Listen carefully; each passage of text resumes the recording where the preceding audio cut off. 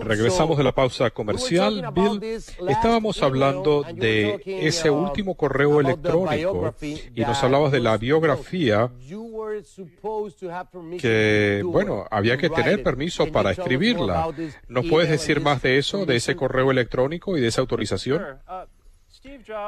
Sí, Steve Jobs, durante muchos años, él me pidió que no diera entrevistas hablando de él, y cada vez que alguien lo llamaba pidiendo que si podía responder preguntas sobre Steve Jobs, decía, no, él es mi amigo y me dijo que no lo hiciera, así que por respeto a él no lo voy a hacer. Cuando Walter Isaacson me llamó y me dijo, Steve Jobs ha autorizado su biografía y quisiera entrevistarlo, dije, bueno, déjeme preguntarle. Y le mandé un correo electrónico. Y la primera vez, él dijo, no, aún no estoy preparado. Después Walter Isaacson me llamó nuevamente y me dijo, bueno, ahora sí, Steve lo ha autorizado. Y dije, bueno, déjame llamarlo. Y nunca me respondió. Creo que ya estaba muy enfermo en ese entonces y quizá no estaba respondiendo a sus correos. ¿Cómo supiste que estaba enfermo? ¿Cómo te enteraste por primera vez? La primera vez que supe que él estaba enfermo fue cuando lo vi en público, como todo el mundo, pero en privado él me habló antes de su primera operación como un amigo, y él necesitaba apoyo emocional y me dijo, ¿sabes? Esto asusta, me van a hacer una operación, no me dijo de qué era en ese momento. Así que yo conversé con él y le di algo de apoyo emocional sin saber la magnitud del problema que enfrentaba. Y cuando supiste que tenía cáncer, lo que tenía, me imagino que fue algo difícil. En algún momento te percataste de que lo que tenía era cáncer. Sí.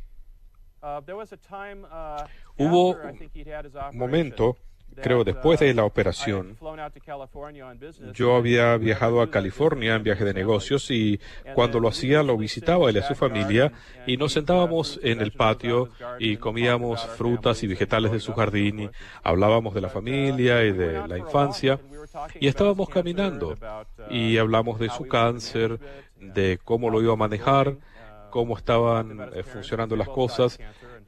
Hablamos de sus padres que murieron de cáncer. Yo fui a sus funerales y fue algo bastante serio.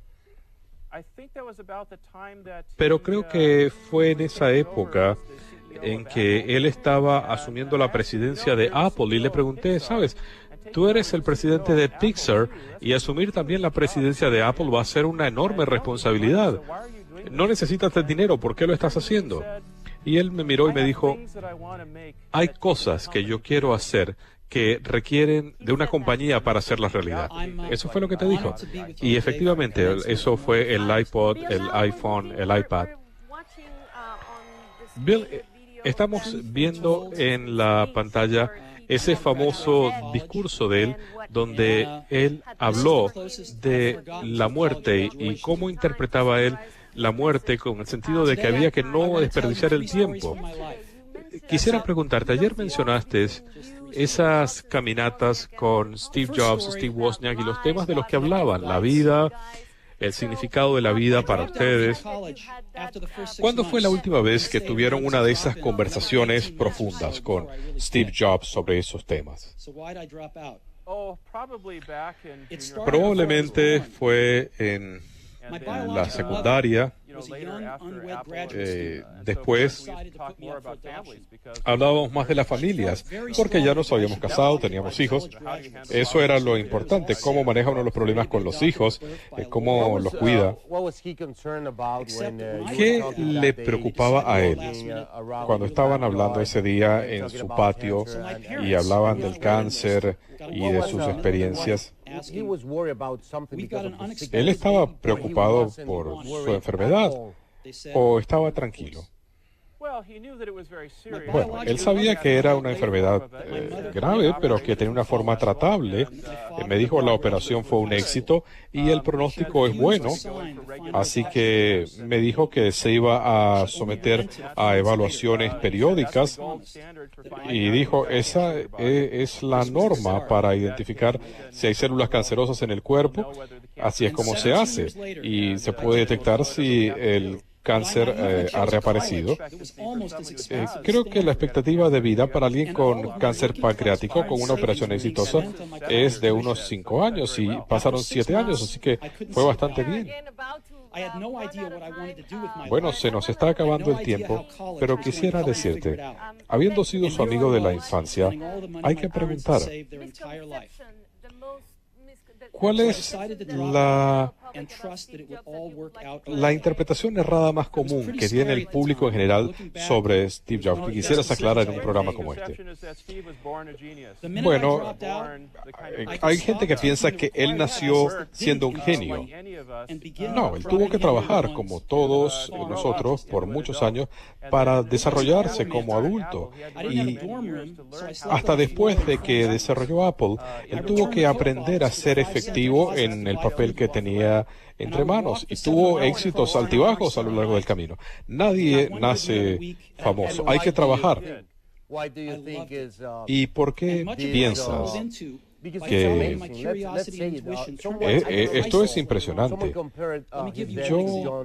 Bueno, alguien lo comparaba con la muerte de John Lennon, por ejemplo.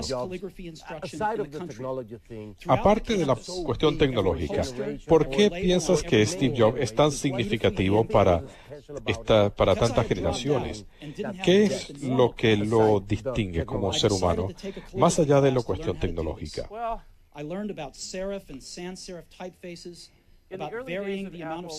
Bueno, al comienzo de Apple lo que queríamos era darle poder a la gente, el poder de la tecnología, y poner esto en las manos de la gente y darle a la gente el poder de hacer cosas maravillosas que no se podían hacer sin esta tecnología. Y eso fue lo que Steve quiso hacer todo el tiempo. Y la razón por la que lo quieren tanto es porque estos productos le daban a la gente una capacidad que no hubieran podido tener de otra manera. Bill Fernández, no te imaginas cuánto has enriquecido estos últimos 2 programas con tus experiencias, dándole a nuestra audiencia en América Latina esa experiencia de compartir la infancia tuya, de Steve Jobs y de Steve Wozniak. Gracias por traer todo esto al estudio para mostrar. Es un placer mostrárselo al mundo y por compartir todas esas conversaciones y esos intercambios con Steve Jobs. Quiero decir hasta luego, gracias, Bill. Pero quiero compartir algo contigo para que te des cuenta lo que significa esto para nuestra audiencia. Hay gente que nos ha enviado mensajes que estamos viendo en una iPad, por cierto. Hay gente que dice que está llorando por todas estas cosas que has compartido con nosotros. Ese es el impacto que esta entrevista está teniendo en América Latina. Todos estos recuerdos, muchas gracias y gracias por la oportunidad, Bill Fernández. Un placer. Gracias.